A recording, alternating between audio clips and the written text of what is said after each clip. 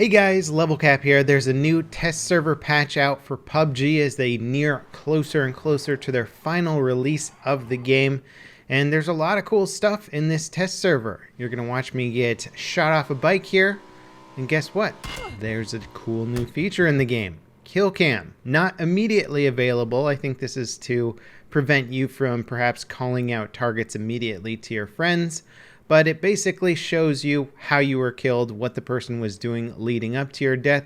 And I think it's going to be a pretty good tool for indicating whether or not somebody was cheating and eliminating a lot of the hack accusations out there, or perhaps confirming them. You do, however, have to turn on the kill cam in the options to get this feature. So I recommend testing it out. I don't know if it's going to impact performance at all, but we'll have to wait and see. Also, if you're playing duos or in squads, you can only check the kill cam after all of your squad members have died to prevent basically unfair callouts. Also, we have two brand new weapons in the test server. We have the AUG-A3. This is a loot crate only weapon. Bullpup design. I've seen a few clips of it here and there on Reddit. Unfortunately, I wasn't able to get any footage of it for this video, but it should have extremely low recoil, good accuracy, and be all around a very lethal weapon. I'm excited to try it out. Then we also have the DP-28, which is a machine gun that spawns in the game world. And it's a light machine gun. It only holds 47 rounds in its disc magazine, so it's not necessarily that much crazier than an assault rifle with an extended mag.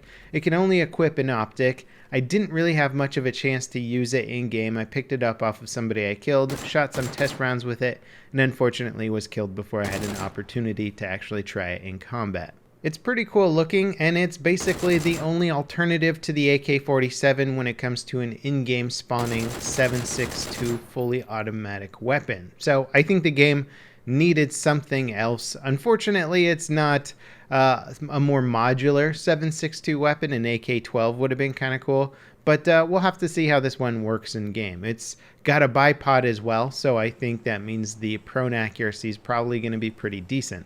Now, there's been a lot of UI updates. First of all, the world map and the mini map looks a lot better. The rendering is much more detailed. There's actually little indicators now on the side that shows you how to make marks and take away marks and stuff like that. Just overall, a much better looking map to go by and make callouts from. And just about every other element in the UI has seen some sort of change to it as well. The compass looks a little bit different, gives you a number readout based on what direction you're looking, which is kind of cool. When you're healing, it now shows you a mark of where your 75% health meter is. Also, bandages now heal much quicker, both from the time it takes to activate them and the time it takes for them to apply their health. So now you can spam bandages as fast as you want, and you don't have to worry about losing the potential healing powers of them over time. And this makes bandages significantly more viable. If you finish a firefight, it's not going to take you forever to heal up with bandages, and your teammates are going to have to wait around for you. Or you won't have to make the decision between medkit and bandage. You know, do I want to waste a bigger one to heal faster, or should I just go for bandages? Bandages are now quick and should be a good alternative when you're not under pressure. For duos and squad play, your teammate icons are now in the lower left corner. They're color coded, so each team member has a different color to them. And in addition, it shows you what they're doing. So if they need to be revived, if they're in a vehicle, if they're parachuting, whatever it is, it'll give you this status on screen. This is a nice update, a big improvement overall. If they can now somehow figure out a way to tell you what kind of armor your teammates are wearing, it will be a lot easier to try and coordinate and share armor with your squad buddies. More sounds have also changed in this patch. They've added different lobby music. They've improved vehicle engine sounds even further. They've added a sound that will play at the very edge of the blue zone. So basically, if you know you're right up against it, you'll hear it. And that's really cool. A bunch of other games are doing that with their Battle Royale zone setups. They've also added 3 different sound effects for the red zone, and this is actually really cool in-game. They've added the sound effects of bombs being released, sound of bombs falling, and the sounds of bombs exploding. So basically, this is like a airstrike. You can hear it overhead. In fact, I think I heard a jet overhead in relation to the red zone. So maybe that's what they're talking about with the releasing sounds of the bombs. It sounds way cooler now when the explosions are going off and you hear it in the distance. It sounds really intense.